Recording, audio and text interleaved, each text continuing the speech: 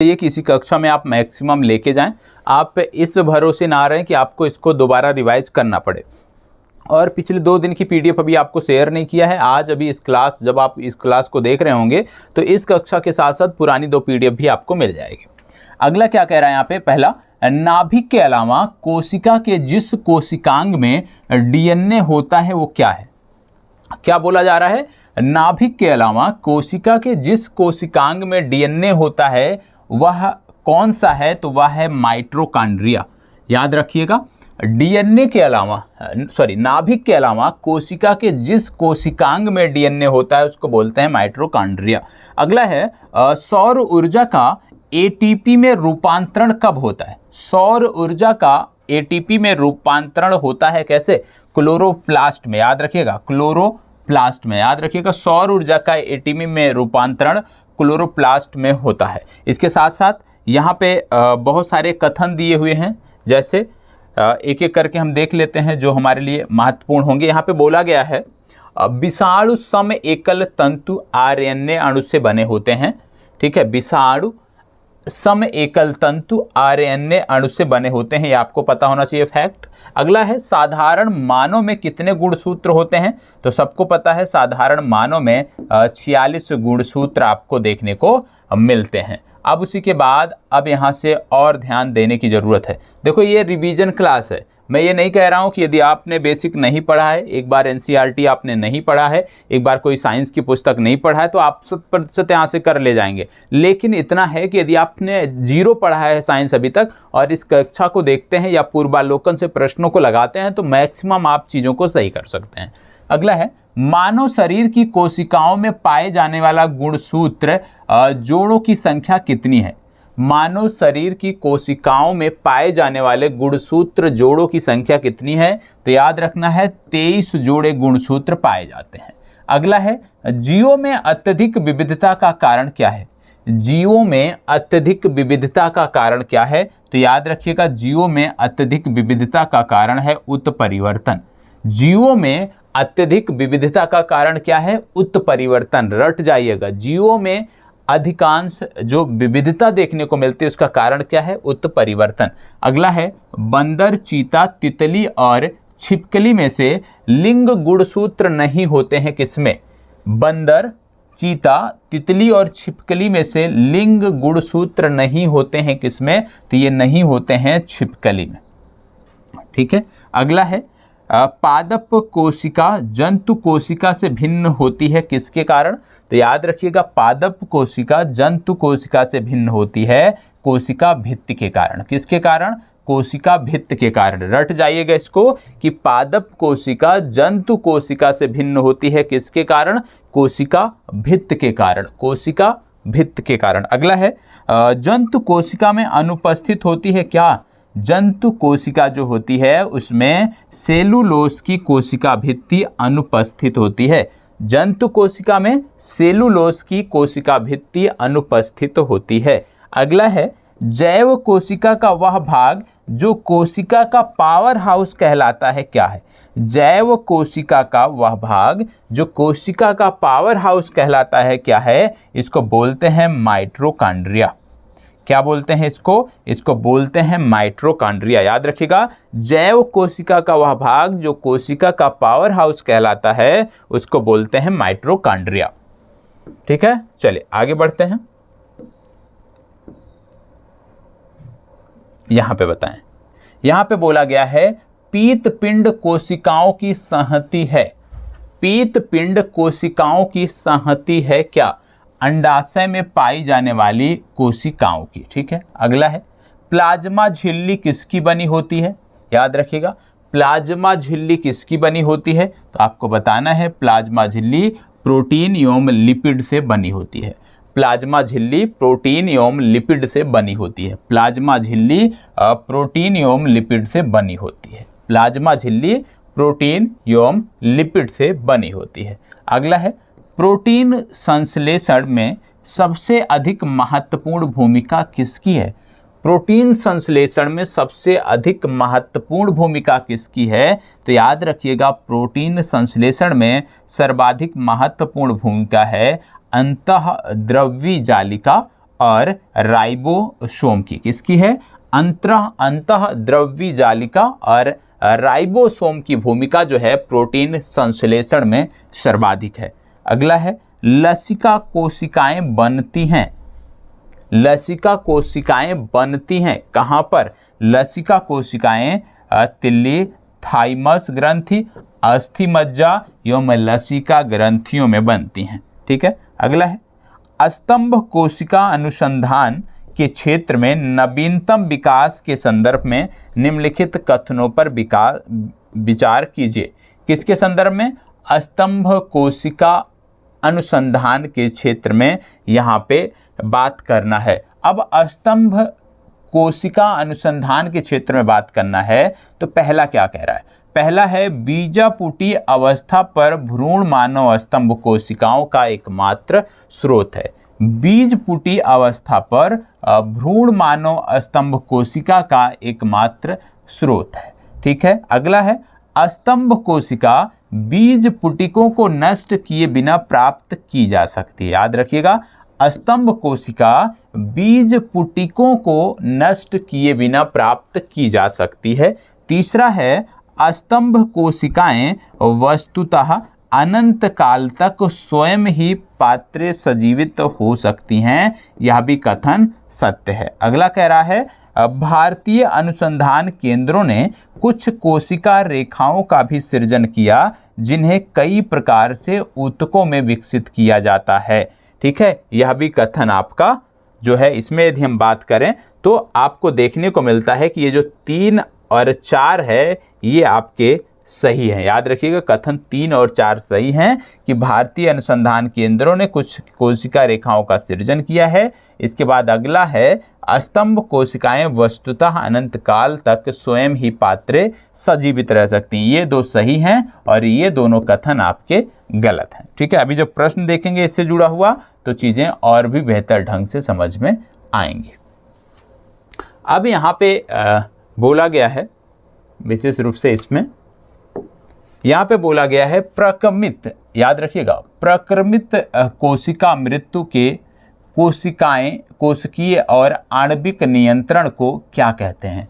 प्रक्रमित कोशिका मृत्यु के कोशिकीय और आणविक नियंत्रण को क्या कहते हैं? इसको बोलते हैं एपोप्टोसिस। ठीक है, ये आपको पता होना चाहिए। अगला है हमारे तंत्र में अधिकतम एटीपी अणुओं को उत्पन्न करने वाला पद कौन सा है?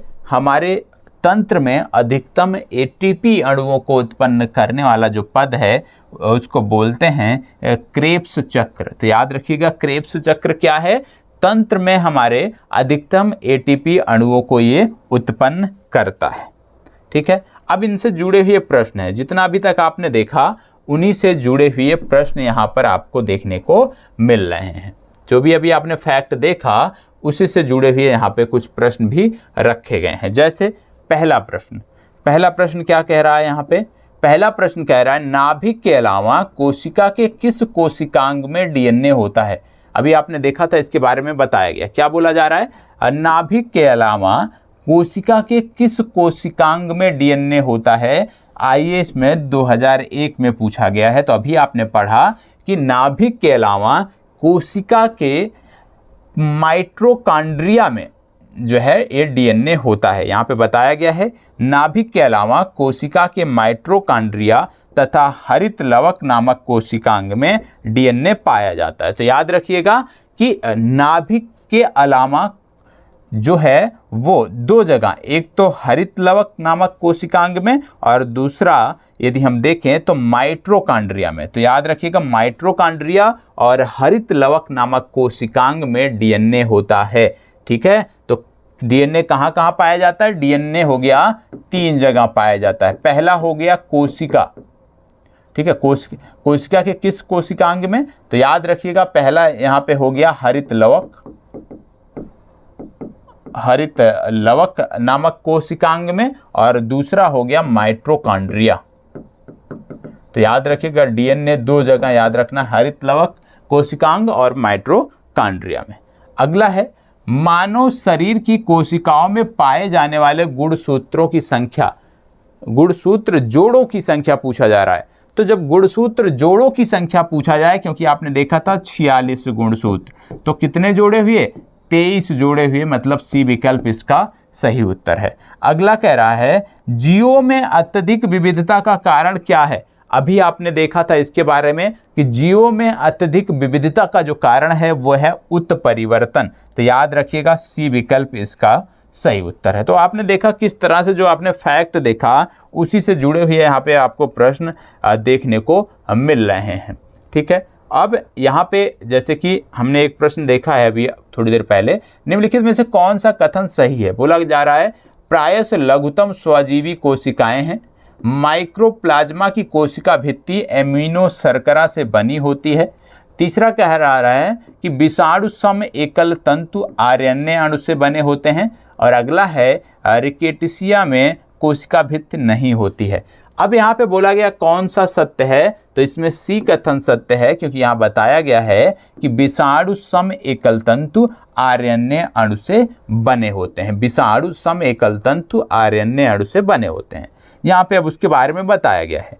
पादप विषाणु अविकल्पी परजीवी होते हैं जो कि सिर्फ पोषी कोशिकाओं के अंदर ही वृद्धि एवं प्रजनन करते हैं। इनमें केवल एक प्रकार का न्यूक्लिक अम्ल पाया जाता है जो कि द्विवलयक या एक वलयक होता है, और न्यूक्लिक अम्ल एक प्रोटीन आवरण द्वारा घिरा होता है।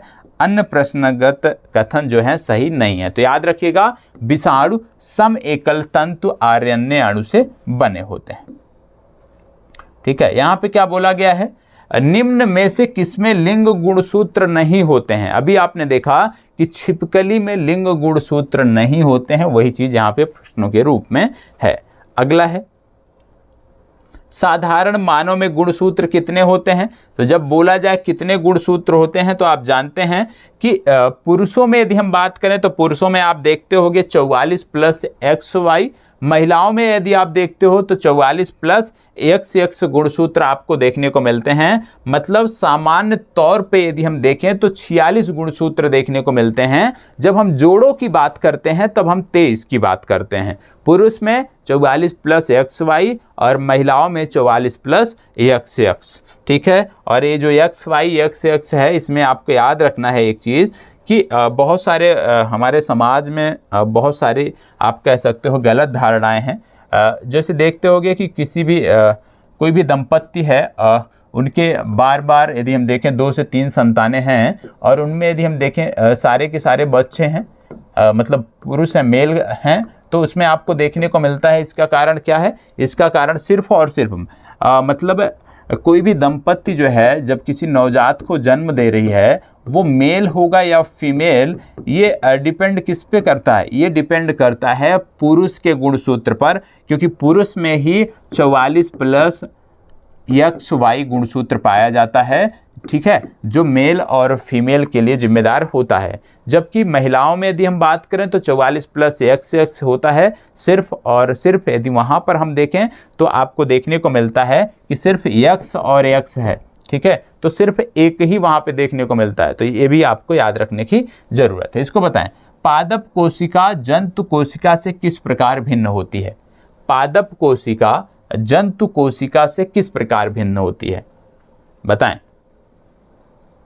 देखो, पादप कोशिका जंतु कोशिका से जो भिन्न होती है वो कोशिका भित्ति के कारण होती है। अब इसमें आपको बता दें कि लिखा है पादप कोशिका जंतु कोशिका से भिन्न होती है क्योंकि इसकी कोशिका में बाह्य आवरण कोशिका भित्ति कहलाता है, जो कि हरे पौधों में मुख्यतः सेल्यूलोज से निर्मित होता है। जंतु कोशिका में कोशिका भित्ति का अभाव होता है।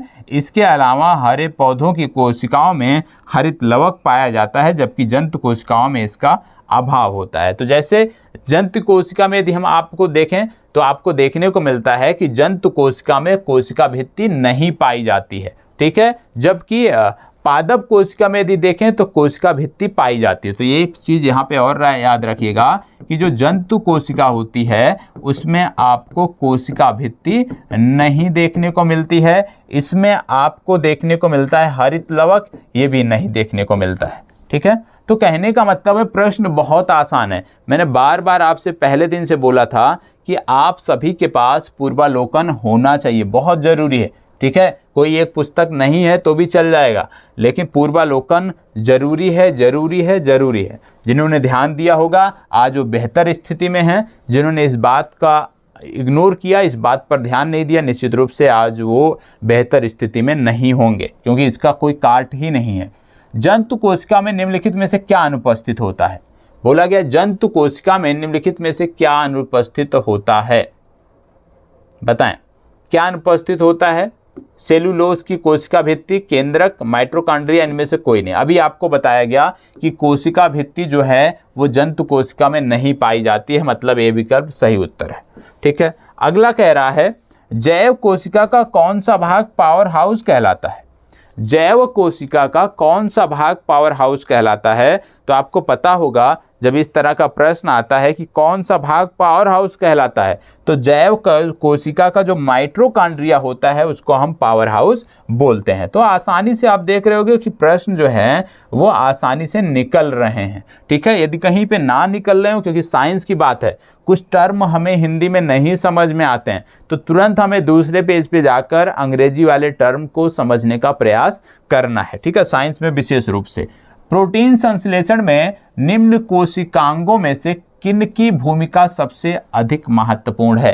प्रोटीन संश्लेषण में निम्न कोशिकांगों में से किसकी भूमिका सबसे अधिक महत्वपूर्ण है? लाइसोसोम और सेंट्रोसोम, अंतःद्रव्य जालिका या गाल्की उपकरण और माइटोकॉन्ड्रिया, या लाइसोसोम और माइटोकॉन्ड्रिया? क्या बोला जा रहा है? प्रोटीन संश्लेषण में निम्न कोशिकांग में किसकी भूमिका सबसे अधिक महत्वपूर्ण है? अभी आपको मैंने बताया था अंतःद्रव्य जालिका और राइबोसोम की जो भूमिका है ये सबसे ज्यादा महत्वपूर्ण होती है। कहां पर?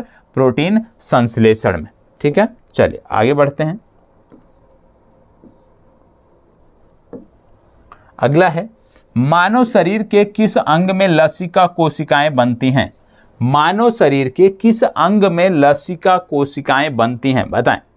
इसके बारे में भी आपको बताया गया था कि इनका निर्माण जो है वो कहाँ कहाँ होता है। इनका निर्माण लसिका ग्रंथियों, तिल्ली और थाइमस ग्रंथि तथा अस्थि मज्जा द्वारा किया जाता है।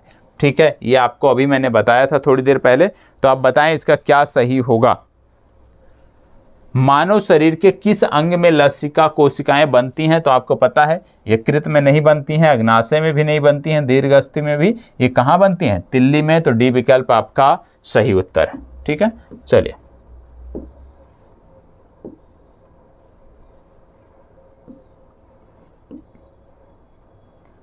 बोला गया है प्लाज्मा झिल्ली किसकी बनी होती है? तो आप जानते हो जब बात आती है प्लाज्मा झिल्ली की, क्योंकि प्लाज्मा झिल्ली या कोशिका झिल्ली जो है एक अर्ध पारगम्य सजीव झिल्ली है, और सजीव झिल्ली होने के साथ साथ इसमें आपको बता दें कि ये कोशिका के जीव द्रव्य को जो है वो घेरे रखती है।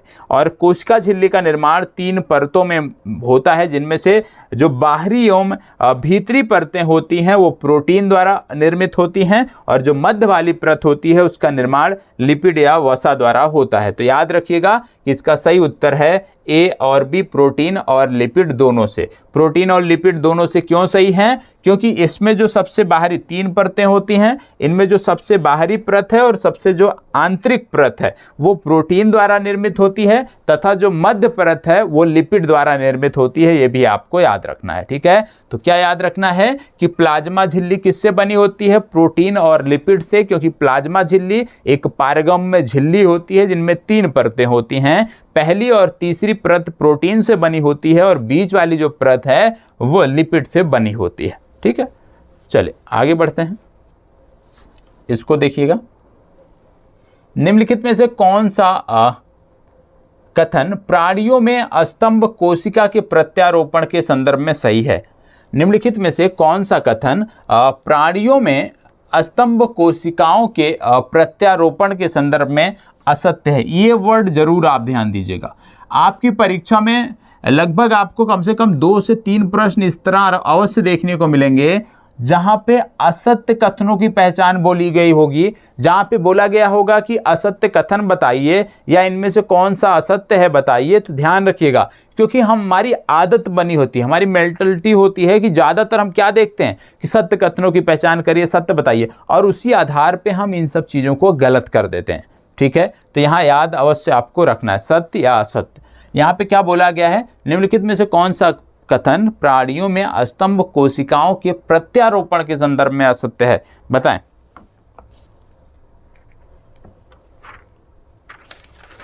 फास्ट जवाब दीजिएगा। अस्तंभ कोशिका की बात हो रही है। यह एक विभाजनशील कोशिका होती है जिसमें स्वतः विभाजन की प्रक्रिया होती है, और जब यह स्वतः विभाजन की प्रक्रिया होती है तो स्वयं ही यह बहुत सारी आप कह सकते हो कि बहुत सारी कोशिकाओं का निर्माण करते हैं, और ये अंगों के क्षतिग्रस्त ऊतकों की मरम्मत भी करते हैं। तो याद रखना है कि क्या बोला जा रहा है, प्राणियों में अस्तंभ कोशिका की बात की जा रही है, और इसका जो सही उत्तर है, मतलब जो असत्य है, ये यही है कि ये केवल भ्रूण में पाई जाती हैं, ये असत्य है। ठीक है, बाकी और सब सत्य है, जैसे ये एक या एक से अधिक प्रकार की विशिष्ट कोशिकाओं की बनाने की क्षमता रखती हैं, निश्चित रूप से सत्य है। ये अंगों के क्षतिग्रस्त ऊतकों की मरम्मत करती हैं, ये भी सत्य है। ये प्राणी में जीवन भर स्वयं गुणन करती हैं, ये भी सत्य है। तो अस्तंभ कोशिका के बारे में इतना याद रखना है कि अस्तंभ कोशिका एक विभाजनशील कोशिका होती है जिसमें स्वतः विभाजन करने की क्षमता होती है, और इस कोशिका में यदि देखें तो कुछ विशिष्ट कोशिकाओं को बनाने की भी क्षमता होती है। इसके साथ साथ ये शरीर के क्षतिग्रस्त ऊतकों का निर्माण भी करती हैं, मरम्मत भी करती। ठीक है, चलिए आगे बढ़ते हैं, इसको बताएं। प्रक्रमित कोशिका मृत के कोशिकीय और आणविक नियंत्रण को क्या कहते हैं? प्रक्रमित कोशिका मृत्यु के कोशिकीय और आणविक नियंत्रण को क्या कहते हैं? एपोप्टोसिस, काल प्रभावन, अप्रहासन या ऊतकक्षय, क्या कहते हैं आपको बताना। प्रक्रमित कोशिका मृत्यु के कोशिकीय और आणविक नियंत्रण को क्या कहते हैं, बताएं।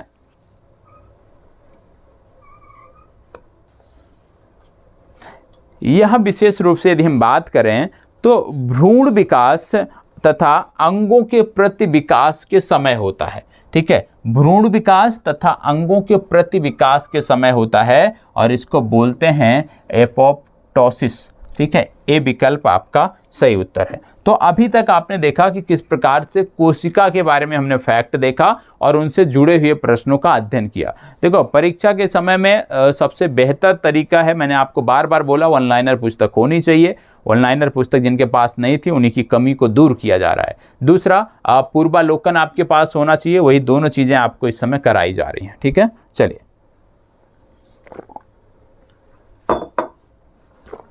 आगे देखते हैं। अगला है, एक और बचा है, हमारे तंत्र में अधिकतम एटीपी अणुओं का उत्पन्न करने वाला पद कौन सा है? क्रेब्स चक मैंने आपको बताया था, शायद आपको याद भी होगा। अब यहाँ पे बात आ गई है आनुवंशिकता की। ठीक है, क्या बात आ गई है? आनुवंशिकता की बात आ गई है। अब आनुवंशिकता पे हम देख लेते हैं। आनुवंशिकता पे यदि हम देखें तो क्या बोला जा रहा है, आनुवंशिकता के जनक के रूप में विख्यात वैज्ञानिक कौन हैं? आनुवंशिकता के जनक के रूप में विख्यात वैज्ञानिक कौन हैं, बताएं। आनुवंशिकता के जनक के रूप में विख्यात वैज्ञानिक कौन हैं? तो याद रखना है, आनुवंशिकता के जनक के रूप में जो वैज्ञानिक विख्यात हैं उनका नाम है ग्रेगर मेंडल। अगला है, मेंडल ने अपने चिर प्रतिष्ठित वंशागत नियमों को प्रतिपादित करने में जिस जीवधारी का उपयोग किया वो क्या था? वह था गार्डेन पी मटर। ये भी आपको याद रखना है कि मेंडल ने अपना जो वंशागत नियम दिया वो मटर के आधार पे दिया। अगला है, मेंडल के आनुवंशिकता का सिद्धांत आधारित है किस पे? लैंगिक जनन पे, सबको पता है। अगला है, जीनोम चित्रण का संबंध है जीन्स के चित्रण से। जीनोम चित्रण का संबंध किससे है? जीन के चित्रण से। आगे आते हैं तो जीवों में आनुवंशिक लक्षण संतान में ले जाए जाते हैं, कहाँ से? क्रोमोसोम के द्वारा। जीवों में आनुवंशिक लक्षण संतान में ले जाए जाते हैं, कहाँ से? क्रोमोसोम के द्वारा। और जीन क्या है, जीन जो है वो डीएनए का एक भाग है। देखो सबसे आसान है आनुवांशिकता, क्योंकि हम कक्षा 9 से पढ़ते आ रहे हैं, ठीक है। तो ये चीज़ें बहुत ही आसान है, इसमें आपको ज़्यादा, मुझे नहीं लगता है ज़्यादा आपको मेहनत करने की ज़रूरत है, क्योंकि चीज़ें यदि एक दो बार पढ़ लेंगे तो कवर हो जाएंगी। जीन के भीतर अनुक्रम आधार में परिवर्तन क्या कहलाता है? जीन के भीतर अनुक्रम आधार में परिवर्तन क्या कहलाता है? इसको बोलते हैं उत्परिवर्तन। जीन के भीतर अनुक्रम आधार में परिवर्तन क्या कहलाता है? उत्परिवर्तन। अगला है, हमारे शरीर में आनुवांशिकता की इकाई को क्या कहते हैं? तो हमारे शरीर में आनुवांशिकता की जो इकाई है उसको बोलते हैं जीन। अगला, किसी भी प्रजाति में गुणसूत्रों की संख्या क्या होती है? स्थिर रहती है। आपने अभी देखा, मानव प्रजाति के बारे में देखा कि 46, ये घटता बढ़ता नहीं है, ठीक है। इसके साथ साथ जीव कोशिकाओं में आनुवांशिक लक्षणों के नियंत्रण में उत्तरदायी कौन होता है? वो होता है डीएनए, ठीक है। आनुवांशिक लक्षणों में नियंत्रण के लिए उत्तरदायी कौन होता है? डीएनए उत्तरदायी होता है। इसके बाद है अगला, प्लवमान जीन या जंपिंग जीन के सिद्धांत का प्रतिपादन किसने किया था? जंपिंग जीन या प्लवमान जीन का जो प्रतिपादन था ये किया था बारबरा मैकलिंटॉक ने। याद रखिएगा, बारबरा मैकलिंटॉक ने इसका प्रतिपादन किया था। अगला है, एडेनिन, टायरोसिन, गुआनिन एवं साइटोसिन में से डीएनए में उपलब्ध वह यौगिक जो एमिनो अम्ल नहीं बनाता है। कहने का मतलब है ये सारी चीज़ें डीएनए में उपस्थित होती हैं, लेकिन इनमें से वह कौन सा यौगिक है जो अमीनो अम्ल नहीं बनाता है? वह है टायरोसिन, ठीक है। इसको आपको रट लेना है।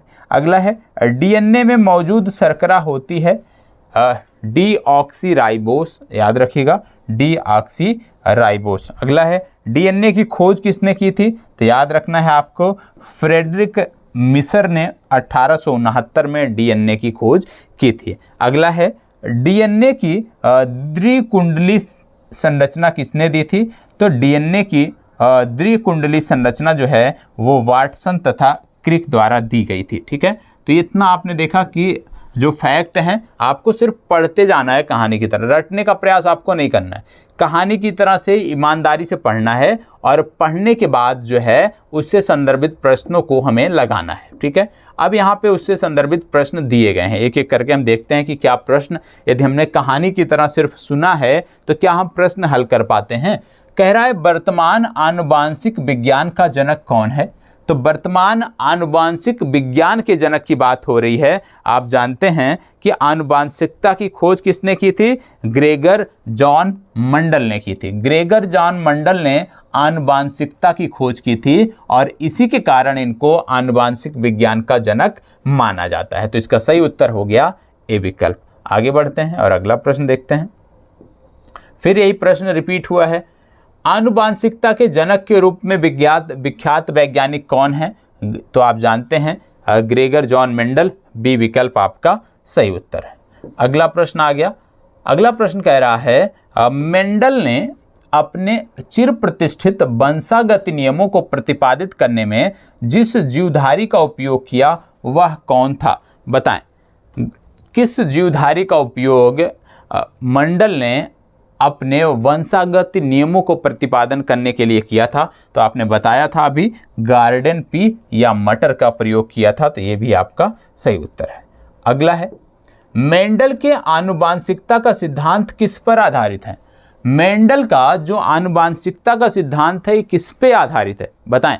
मेंडल का जो आनुवांशिकता का सिद्धांत है विशेष रूप से लैंगिक जनन पर आधारित है, मतलब सी विकल्प सही उत्तर है, बीपीएससी में पूछा गया प्रश्न है। अगला है, जीनोम चित्रण का इनमें से किससे संदर्भ है?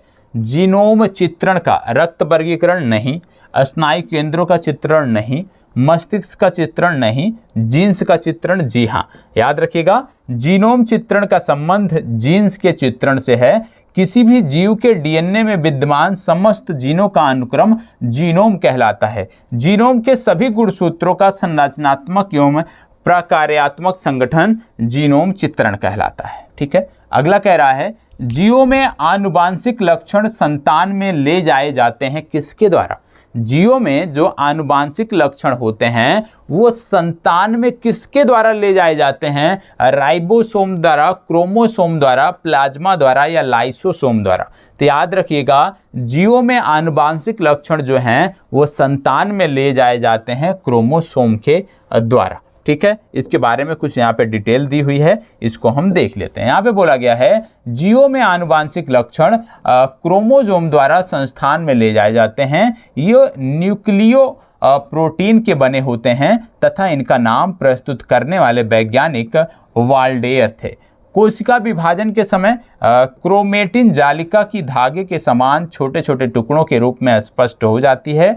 क्रोमेटिन पदार्थ के इन छोटे टुकड़ों को गुणसूत्र कहते हैं, जिन पर जीन्स पाए जाते हैं। यद्यपि अधिकतर जीन्स डीएनए के भाग हैं, परंतु कुछ विषाणुओं में ये आरएनए के भी भाग होते हैं, जैसे कि रियो वायरस। तो याद रखिएगा, यहाँ से एक चीज़ और पता चला, यदि आपसे कभी बोल दिया जाए कि अधिकतर जीन्स कि सभी जीन्स, यदि आपसे इसलिए बोल दिया जाए जीन्स केवल डीएनए में पाए जाते हैं, तो ये कथन गलत होगा, क्योंकि कुछ विषाणुओं में जो जीन्स हैं वो आरएनए में भी पाए जाते हैं। तो जीन्स आरएनए प्लस डीएनए दोनों में पाए जाते हैं, लेकिन बहुधा जो है वो जीन्स जो हैं वो डीएनए में पाए जाते हैं। ठीक है, चलिए, जीन क्या है? डीएनए का एक भाग, डीएनए और हिस्टोम का एक भाग, डीएनए, आरएनए और हिस्टोम का एक भाग, उपरोक्त सभी। जीन क्या है बताएं? जीन क्या है? जवाब दीजिएगा। चलें, देखो, जीन जो है अधिकांश डीएनए में पाए जाते हैं, लेकिन कुछ विषाणुओं में आरएनए में भी पाए जाते हैं। लेकिन यहाँ पे यदि हम देखें तो डीएनए और आरएनए कहीं नहीं लिखा हुआ है। आरएनए लिखा है तो हिस्टोन भी जोड़ दिया गया है, तो इसलिए इसका सही उत्तर है ए विकल्प। इसको बताएं, हमारे शरीर में आनुवांशिकता की इकाई को क्या कहते हैं? हमारे शरीर में आनुवांशिकता की इकाई को क्या कहते हैं? मानव शरीर में आनुवांशिकता की इकाई को क्या कहते हैं? गुणसूत्र, डीएनए, केंद्रक या जीन? तो आपको बताना है कि मानव शरीर में आनुवांशिकता की इकाई को जीन कहते हैं। ठीक है, चलिए इसको बताएं। जीव कोशिकाओं में आनुवांशिक लक्षणों के नियंत्रण में निम्नलिखित में से कौन सा उत्तरदायी है? जीव कोशिकाओं में आनुवांशिक लक्षणों के नियंत्रण में निम्नलिखित में से कौन सा उत्तरदायी है? बताएं। जीव कोशिकाओं में आनुवांशिक लक्षणों के नियंत्रण में निम्नलिखित में से कौन सा उत्तरदायी है? Enzyme, RNA, hormone, DNA. बताएं। जीव कोशिकाओं में आनुवंशिक लक्षणों के नियंत्रण में निम्नलिखित में से कौन सा उत्तरदायी है? चले जवाब दीजिएगा। आपको बताया गया बार बार कि डीएनए है भैया, तो काहे परेशान होना है, डीएनए पे टिक करिए। अगला देखो, जो अभी आपने फैक्ट देखा सिर्फ उसको सुनना है ध्यान से। उसको यदि ध्यान से सुना है तो प्रश्न एक भी गलत नहीं होगा। प्लवमान जीन या जंपिंग जीन के सिद्धांत का प्रतिपादन किसने किया था? जंपिंग जीन के का जो प्रतिपादन है वो किसने किया था? बताएं। जंपिंग जीन की बात हो रही है तो आपको पता है, आपको अभी बताया गया था कि बारबरा मैकिलटॉक द्वारा जंपिंग जीन का प्रतिपादन किया गया था। अगला है, डीएनए में उपलब्ध कौन सा यौगिक एमिनो अम्ल नहीं बनाता है? तो याद रखिएगा, डीएनए में उपस्थित टायरोसिन जो है वो एमिनो अम्ल नहीं बनाता है। अगला आ गया, डीएनए में मौजूद शर्करा किसके रूप में होती है? अभी आपको बताया गया कि डीएनए में जो शर्करा मौजूद होती है वो डीऑक्सी राइबोज के माध्यम से होती है, ये आपको पता होना चाहिए। राइबोजाइम्स होते हैं क्या हैं? राइबोजाइम्स क्या होते हैं? डीएनए, आरएनए, प्रोटीन्स या इनमें से कोई नहीं? ये क्या होते हैं? देखो, राइबोसोम्स की बात हो रही है या राइबोन्यूक्लिक एसिड एंजाइम की बात हो रही है। यह आरएनए अणु हैं जो विशेष रूप से जैव रासायनिक प्रतिक्रियाओं को उत्प्रेरित करते हैं। जैव रासायनिक प्रतिक्रियाओं को उत्प्रेरित करने के लिए इनका प्रयोग किया जाता है और विशेष रूप से ये आरएनए होते हैं। ठीक है, अब बात आ गई है जैव उर्वरक की। ठीक है, अब हम जो चर्चा देखने वाले हैं वो जैव उर्वरक के बारे में देखने वाले हैं। ठीक है, 2 टॉपिक हमने देखा और उम्मीद करता हूं कि यदि एक बार आप इसका रिवीजन कर लोगे तो ये 100% कहीं नहीं गया है, इसको 100% आप कर सकते हो। सिर्फ कैसे? एक बार रिवीजन से। यहाँ से जाने के बाद एक बार इस कक्षा को अवश्य देखना है। यदि आपके पास पूर्वालोकन है तो 1 लाइनर पढ़ के पूर्वालोकन को जाकर स्वयं से लगाएं। ठीक है, अगला है नोस्टॉक एनाबिना एजोटोबैक्टर तथा माइकोराइजा में से वे जो नाइट्रोजन स्थितीकरण करने वाले जीव नहीं हैं। इनमें से कौन से जीव हैं जो नाइट्रोजन स्थितीकरण नहीं करते हैं? बताएं, कौन से जीव हैं जो नाइट्रोजन स्थितीकरण नहीं करते हैं? इसको बोलते हैं माइकोराइजा। क्या बोलते हैं? माइकोराइजा नामक जो जीव है वो नाइट्रोजन स्थितीकरण नहीं करता है। अगला है ईस्ट क्लोरेला एजोला तथा मोल्ड में से एक जैव उर्वरक का स्रोत क्या है? ईस्ट क्लोरेला एजोला तथा मोल्ड में से एक जैव उर्वरक का स्रोत क्या है? यह है एजोला। यहाँ पे रटने का काम करना पड़ेगा आपको, ठीक है, क्योंकि ये चीज़ें बहुत कम पढ़ी होती हैं। अगला है दालें, चावल, गेहूं तथा गन्ना में नाइट्रोजन स्थितीकरण जीवाणु जिस पौधे की जड़ के साथ संयोजन करते हैं वह कौन सा है? दालें, चावल, गेहूं तथा गन्ना में नाइट्रोजन स्थितीकरण जीवाणु जिस पौधे की जड़ के साथ संयोजन करते हैं वह कौन सा है? वह है दालें। आप जानते हैं, बोला जाता है कि जब भी हम कृषि करते हैं तो बीच में दालों को जरूर उगाना चाहिए। दालों को उगाने से जो मृदा होती है उसमें नाइट्रोजन की जो कमी होती है वो पूरी हो जाती है। ठीक है, अगला है यूरिया। यूरिया इसके बाद स्पष्ट नहीं है, 2 या 4D ये क्या है? स्टेप्टोसाइक्लिन तथा एजोला में से एक जैविक उर्वरक है। तो जैविक उर्वरक है एजोला, क्योंकि अभी आपने देखा कि जैव उर्वरक का स्रोत है एजोला। ठीक है, अगला है पशुओं विशेषतः दुधारू गायें के अनुपूरक भोजन के रूप में प्रयुक्त जैव उर्वरक कौन सा है? पशुओं में विशेष रूप से जो दुधारू पशु हैं उनमें अनुपूरक भोजन के रूप में प्रयुक्त जो जैव उर्वरक है वह है एजोला। तो एजोला के बारे में आपको पता होना चाहिए। अभी इसके बारे में हम डिटेल से प्रश्नों के साथ देखेंगे।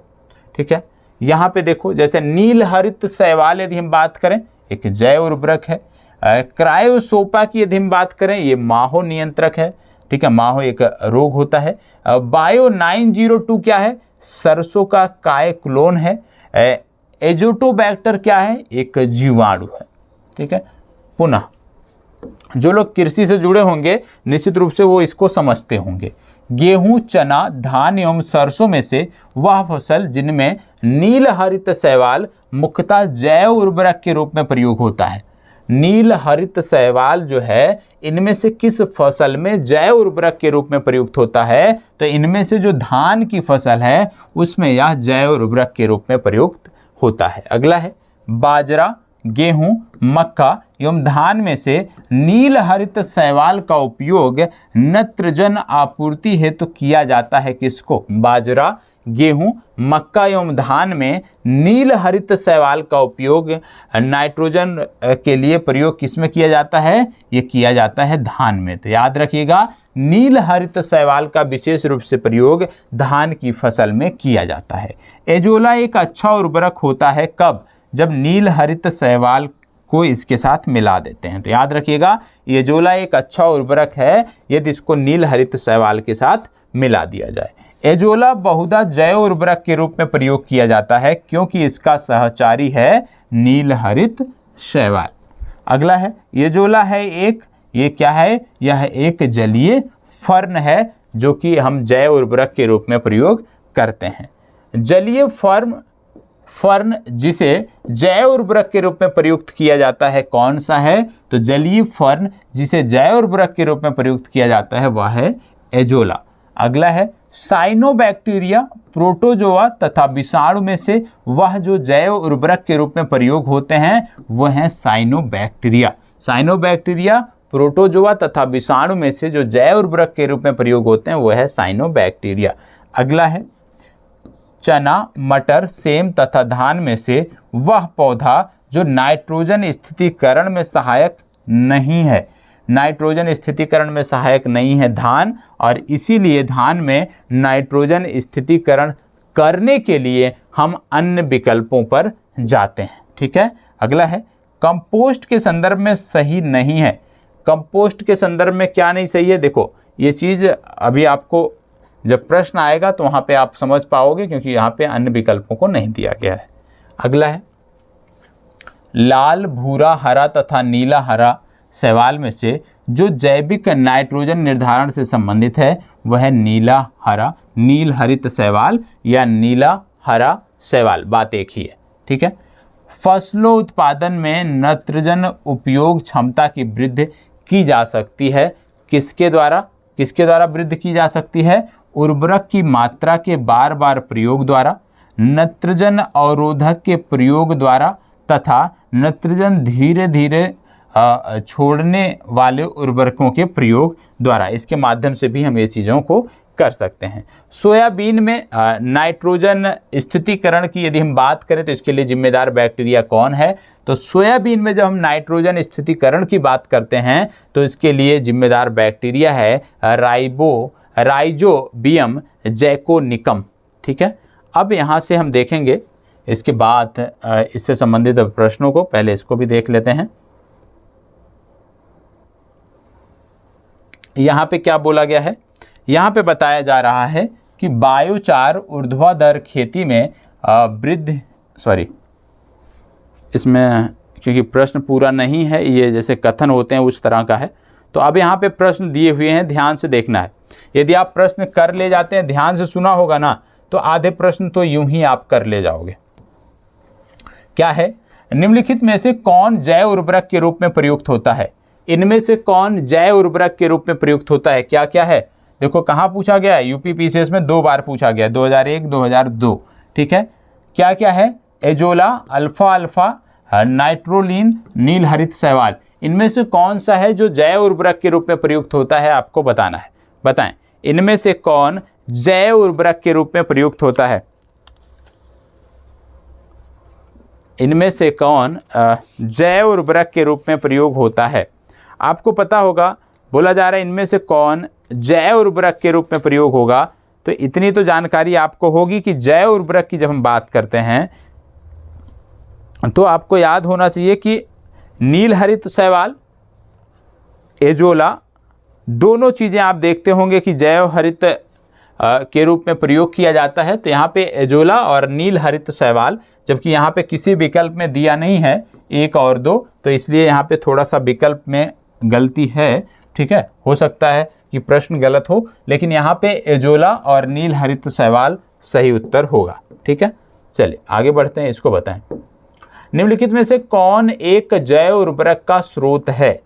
जैव उर्वरक का स्रोत कौन सा है? Azolla, east, chlorella, mould. तो बार बार आप पढ़ते आ रहे हो कि एजोला जो है एक जैव उर्वरक का स्रोत है।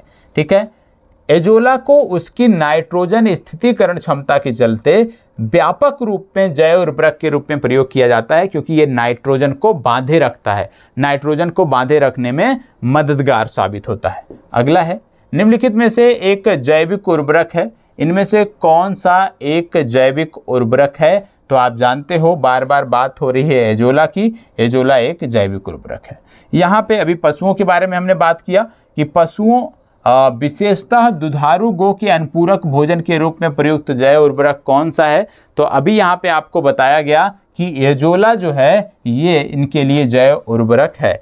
तो यहाँ पे आप देख रहे हो कि ज़्यादातर जो प्रश्न हैं वो सिर्फ और सिर्फ एजोला से ही संदर्भित पूछे गए हैं। जैसे यहाँ पे बताया गया है कि दुधारू पशुओं पर किए गए प्रयोगों से साबित हुआ है कि जब इन पशुओं को उनके दैनिक आहार के साथ 1.5 से 2 किलोग्राम एजोला प्रतिदिन दिया जाता है तो दुग्ध उत्पादन में 15 से 20% की वृद्धि होती है।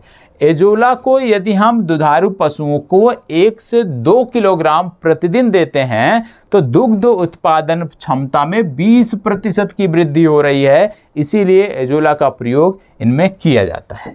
अगला है, निम्नलिखित में से कौन सुमेलित नहीं है? नील हरित शैवाल, जैव उर्वरक, बायो 902 सरसों का कायक्लोन, इसके बाद अगला है एजोटोबैक्टर जैव कीटनाशी, और अगला है क्रायोसोपा माहो नियंत्रण। अब बोला गया इनमें से कौन सुमेलित नहीं है, तो चलें बताएं कौन सा सुमेलित नहीं है, क्योंकि आसान सा है, इसमें ज़्यादा परेशान होने की ज़रूरत नहीं है। बताएं कौन सा सुमेलित नहीं है, चलें बताएं कौन सा सुमेलित नहीं है। देखो आपको बता दें कि नील हरित शैवाल जैव उर्वरक है, इसके बारे में आपने देखा है, ठीक है। क्रायोसोपा माहो नियंत्रण है, ये भी आपने देखा। बायो 902 सरसों का कायक्लोन है, लेकिन एजोटोबैक्टर जो है ये जैव कीटनाशी नहीं है बल्कि एक जीवाणु है, ठीक है। यह एक जीवाणु है, ना कि जीव कीटनाशी, इसलिए डी विकल्प आपका सही उत्तर है। चलो यहाँ पे देखो, बोला गया निम्नलिखित किस फसल में नील हरित शैवाल मुख्यतः जैव उर्वरक के रूप में प्रयोग किया जाता है? इनमें से किस फसल में नील हरित शैवाल मुख्यतः जैव उर्वरक के रूप में प्रयोग किया जाता है? तो आप जानते हो धान, क्योंकि धान में नाइट्रोजन स्थितीकरण नहीं हो पाता है, तो नाइट्रोजन स्थितीकरण, नाइट्रोजन की आपूर्ति को सुनिश्चित करने के लिए नील हरित शैवाल का प्रयोग किया जाता है, ठीक है। चलिए आगे बढ़ते हैं, इसको बताएं। नील हरित शैवाल का उपयोग नाइट्रोजन उपस्थिति आपूर्ति के लिए कहाँ पर किया जाता है? तो आपको पता है धान में किया जाता है, इसको बताएं। निम्न के साथ मिलाने से एजोला एक अच्छा उर्वरक होता है, इनमें से किसके साथ मिलाने पर एजोला एक अच्छा उर्वरक होता है? अभी मैंने आपको बताया था, बताएं एजोला को किसके साथ मिलाने पर यह एक बेहतर उर्वरक होता है? नील हरित शैवाल, गोबर, यूरिया या हड्डी का चूरा, किसके साथ मिलाने पर यह एक अच्छा उर्वरक होता है? तो याद रखिएगा, नील हरित शैवाल को जब हम मिलाते हैं एजोला के साथ तो एक अच्छा उर्वरक ये बनता है। अगला है, एजोला बहुधा जैव उर्वरक के रूप में प्रयोग किया जाता है क्योंकि इसका सहचारी कौन है? नील हरित शैवाल। ये है एजोला है एक, क्या है? एजोला एक जलीय फर्न है, इसको बताएं। जलीय फर्न जिसे जैव उर्वरक के रूप में प्रयोग किया जाता है कौन सा है? तो आप जानते हैं जलीय फर्न जिसे जैव उर्वरक के रूप में प्रयोग किया जाता है वह है एजोला। ये सारे के सारे पूछे हुए प्रश्न हैं, ठीक है। निम्नलिखित में से कौन से सूक्ष्मजीवी जैव उर्वरक के रूप में प्रयोग होते हैं? तो साइनोबैक्टीरिया को हम जैव उर्वरक के रूप में प्रयोग करते हैं, इसको बताएं। क्या बोला गया है? फसल उत्पादन में नाइट्रोजन उपयोग क्षमता, नाइट्रोजन का उपयोग जो क्षमता है उसकी वृद्धि कैसे की जाती है? मृदा में यदि हम बात करें फसल उत्पादन में नाइट्रोजन की वृद्धि कैसे की जा सकती है? उर्वरक की मात्रा के बार बार प्रयोग द्वारा निश्चित रूप से इससे नाइट्रोजन की आपूर्ति होगी। नाइट्रोजन अवरोधक के रूप में मतलब नाइट्रोजन को वहाँ पे रोकने के लिए एक अवरोधक का प्रयोग किया जा सकता है। जी हाँ, नाइट्रोजन धीरे छोड़ने वाले उर्वरकों के प्रयोग द्वारा, ये भी सही है। और उपरोक्त सभी मतलब सारे कथन इसके सही हैं, इसलिए डी विकल्प इसका सही उत्तर है। जो लोग कृषि से जुड़े होंगे, खेती किसानी करते होंगे, उनके लिए बहुत ही आम चीज़ें हैं। बोला जा रहा है सोयाबीन में नाइट्रोजन स्थितीकरण के लिए जिम्मेदार बैक्टीरिया कौन सा है? तो सोयाबीन की जब हम बात करते हैं तो नाइट्रोजन स्थितीकरण के लिए जो जिम्मेदार बैक्टीरिया है उसको बोलते हैं राइजोबियम जैकोनिकम। राइबोजियम जैकोनिकम ये सोयाबीन में जिम्मेदार बैक्टीरिया है। चलिए अगला है 2,4-D है, 2,4-D है, क्या है ये? यह एक खरपतवार नाशी है, ठीक है। यह एक खरपतवार नाशी है, ये आपको पता होना चाहिए, ठीक है। अब आगे बढ़ते हैं और अगला देख लेते हैं, छोटा सा है, ठीक है, लास्ट है आज का। यह है मानव शारीरिकी एवं क्रिया विज्ञान, कंकाल एवं मांसपेशियों की बात हम करेंगे, मांसपेशियों के तंत्र की बात करेंगे। तो आइए देख लेते हैं। सिर्फ इसके बारे में मैंने आपको डिटेल से बताया है क्योंकि जब बायो के प्रश्न को हम ऐड करते थे आपकी चर्चा के साथ, वहाँ पे इसके बारे में चर्चा हुई है, तो हो सकता है बहुत सारी चीज़ें आपको याद हों। जैसे हमारे शरीर का अधिकतम भार बना है कैसे? हमारे शरीर का अधिकतम भार जो है वो जल से बना है, ये आपको पता होना चाहिए। अगला है, एक वयस्क मानव शरीर में जल प्रतिशत कितना होता है? एक वयस्क मानव शरीर में जल प्रतिशत 60 से 70% होता है। अगला है, मानव शरीर में जिस तत्व का प्रतिशत सबसे अधिक होता है वह कौन सा है? तो मानव शरीर में जिस तत्व का प्रतिशत सबसे अधिक होता है, यदि हम उसकी बात करें तो वह है ऑक्सीजन। मानव शरीर में ऑक्सीजन का जो प्रतिशत है वो सबसे अधिक है। अगला है, लौह, सोडियम, ऑक्सीजन एवं आयोडीन में से मानव शरीर में सर्वाधिक प्रचुरता से पाया जाने वाला तत्व कौन सा है? लौह, सोडियम, ऑक्सीजन एवं आयोडीन में से मानव शरीर में सर्वाधिक प्रचुरता से पाया जाने वाला जो तत्व है वह है ऑक्सीजन। ठीक है, मानव शरीर में सबसे ज्यादा मात्रा में ऑक्सीजन होता है। अगला है, लोहा, सोडियम, फास्फोरस एवं कैल्शियम में से मानव शरीर में अधिकतम मात्रा में कौन सा पाया जाता है? तो यदि हम लोहा, सोडियम, फास्फोरस और कैल्शियम की बात करें तो मानव शरीर में सबसे ज़्यादा मात्रा होती है कैल्शियम की। इन चारों में सबसे ज़्यादा मात्रा होती है कैल्शियम की। वयस्क मानव में कितनी हड्डियां होती हैं? वयस्क मानव में 206 अस्थियां होती हैं। मानव कंकाल में अब तक ज्ञात हड्डियों की संख्या कितनी है? 206। ठीक है, चलिए अब याद करिएगा, ये चीजें मैंने आपको बताई है। क्या बोला जा रहा है? मानव शरीर की सबसे छोटी हड्डी होती है, मानव शरीर की सबसे छोटी हड्डी जो होती है ये होती है स्टेपीज। और मानव शरीर की जो सबसे छोटी हड्डी स्टेपीज होती है ये पाई कहाँ जाती है? ये कान में पाई जाती है। तो याद रखिएगा, मानव शरीर की सबसे छोटी हड्डी है स्टेपीज, यह कान में पाई जाती है। मनुष्य की खोपड़ी में होती हैं, मनुष्य की खोपड़ी में होती हैं कुल 28 अस्थियां। यदि हाइओइड को इसमें जोड़ लें तो कुल 29 हो जाती हैं। Magnesium chloride, calcium carbonate, calcium phosphate तथा सोडियम क्लोराइड में से वह लवण जो मानव हड्डियों में सर्वाधिक मात्रा में पाया जाता है, तो मानव हड्डियों में से इनमें से कैल्शियम फास्फेट सर्वाधिक मात्रा में पाया जाता है। ठीक है, अगला है, मनुष्य के शरीर में पसलियों के जोड़े होते हैं। मनुष्य के शरीर में जो पसलियों के जोड़े होते हैं वो कुल हैं 12। मानव शरीर में 12 पसलियों के जोड़े होते हैं। मनुष्य के शरीर में पैर की हड्डी खोखली होती है, याद रखना है। शल्य क्रिया में आर्थोप्लास्टी क्या है? आर्थोप्लास्टी से क्या होता है? कूल्हे के जोड़ का प्रतिस्थापन होता है। तो याद रखिएगा, आर्थोप्लास्टी क्या है? कूल्हे के जोड़ का प्रतिस्थापन। ठीक है, आगे देख लेते हैं। कशेरुक रज्जु में से निकलती है क्या? कशेरुक रज्जु में से 31 जोड़ियां तंत्रिका निकलती हैं। एक स्वस्थ मनुष्य एक दिन में कितना, यदि हम देखें, मूत्र का विसर्जन करता है तो 1.5 लीटर। याद रखिएगा, एक स्वस्थ मनुष्य जो होगा एक दिन में 1.5 लीटर पेशाब करता है, ये आपको पता होना चाहिए।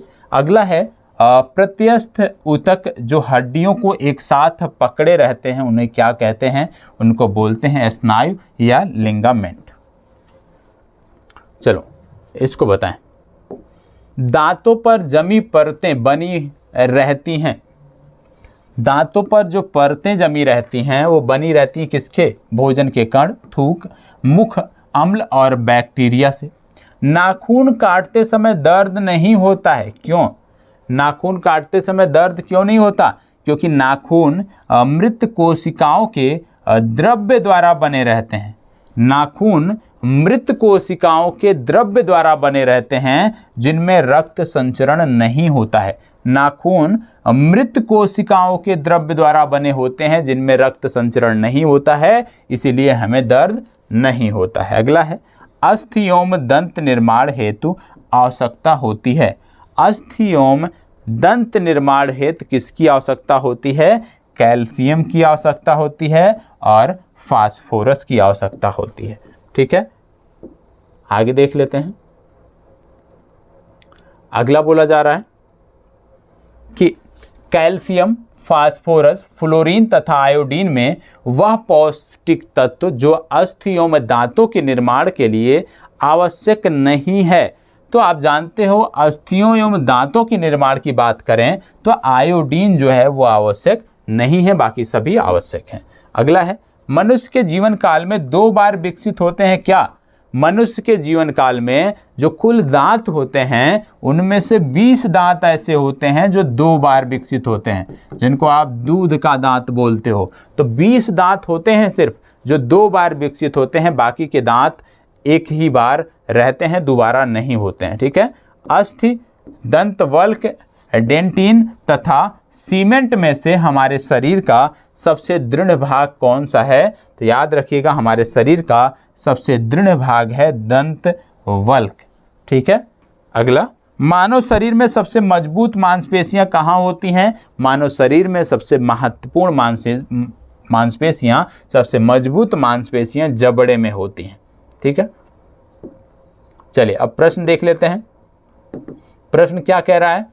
प्रश्न कह रहा है हमारे शरीर का अधिकतम भार बना है। हमारे शरीर का अधिकतम भार बना है।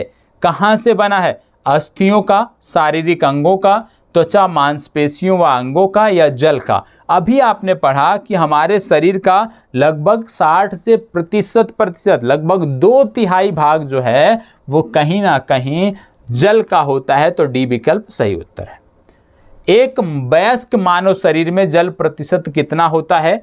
वयस्क मानव शरीर में यदि हम बात करें तो 60 से 70% हिस्सा जल होता है।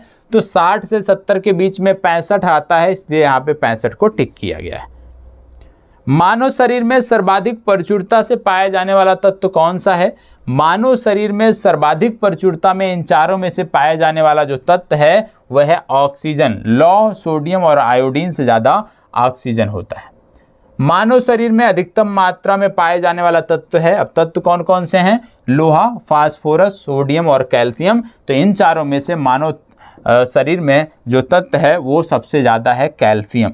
ठीक है। अब यहाँ पे कुछ डिटेल दी हुई है। जैसे मानव शरीर में प्रधान रूप से 6 तत्व पाए जाते हैं जो oxygen, carbon, hydrogen, nitrogen, calcium तथा फास्फोरस हैं।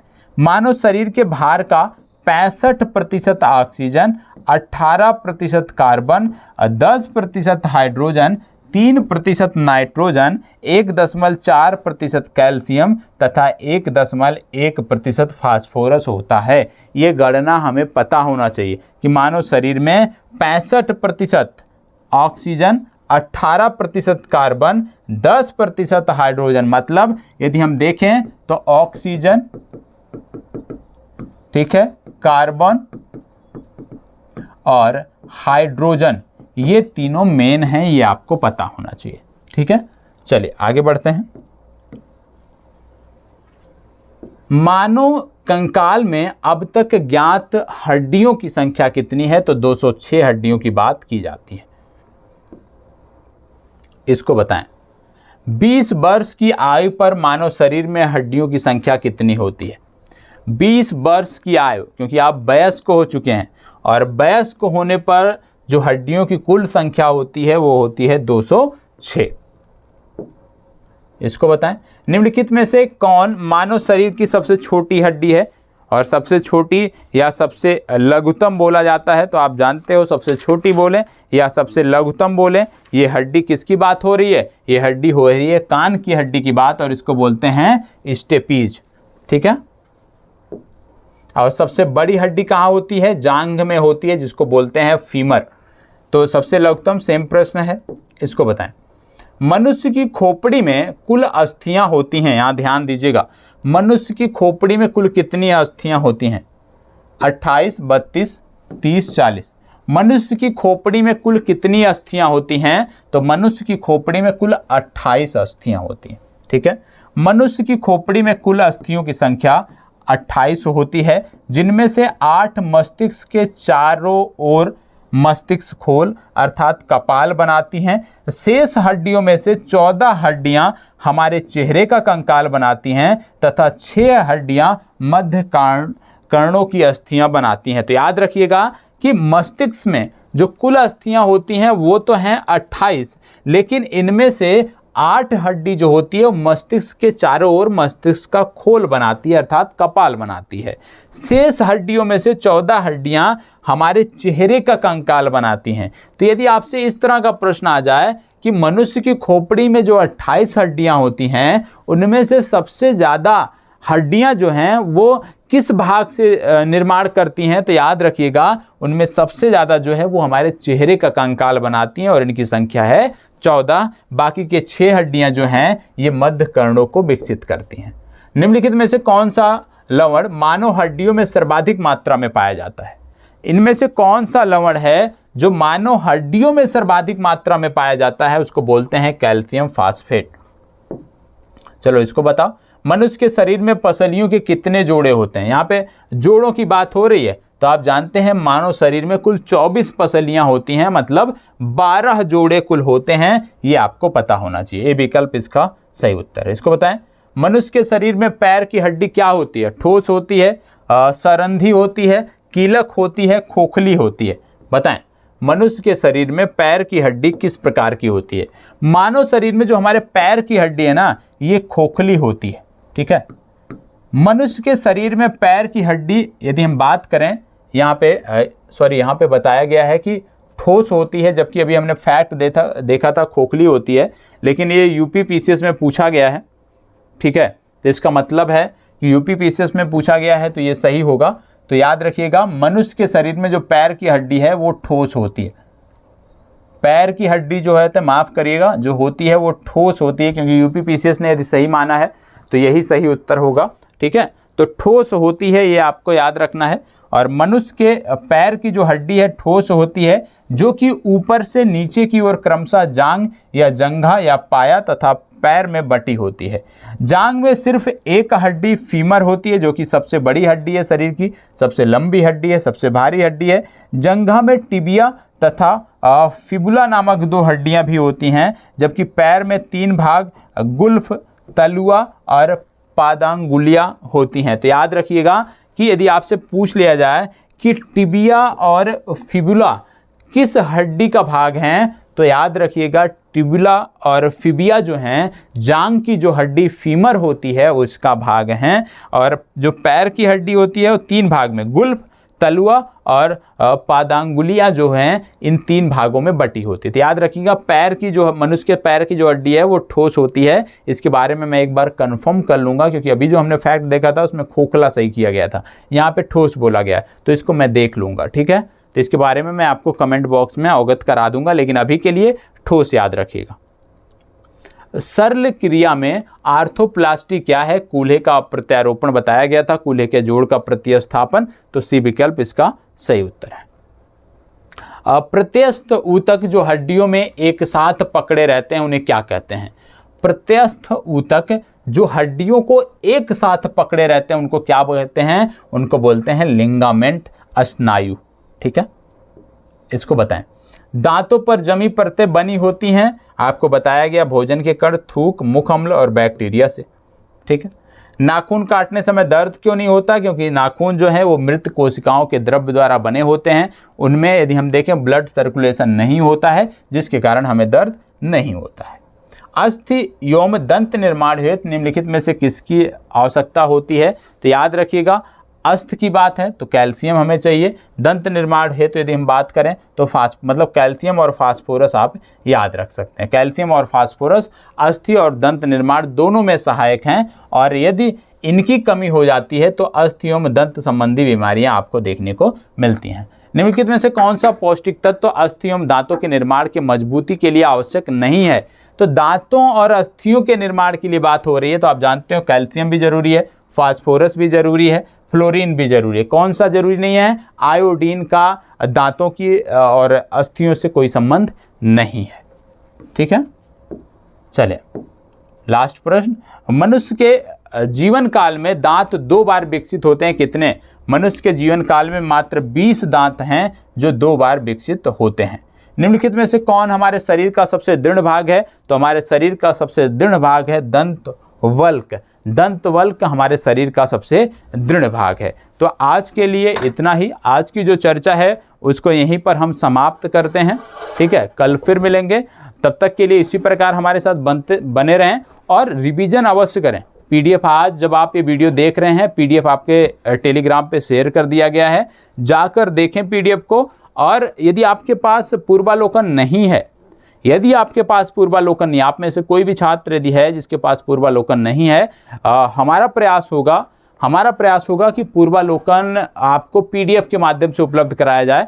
कल मैं संस्था से बात करता हूँ, रवि सर से बात करता हूँ और बोलता हूँ कि बच्चों के लिए मान लीजिए कोई नहीं खरीद सकता है पूर्वालोकन, उसका शुल्क नहीं वहन कर सकता है, तो एक PDF फॉर्मेट में यदि हम उपलब्ध करा दें तो आप सबके लिए अच्छा रहेगा। प्रयास रहेगा कि आगे से आपको PDF फॉर्मेट में पूर्वालोकन मिले।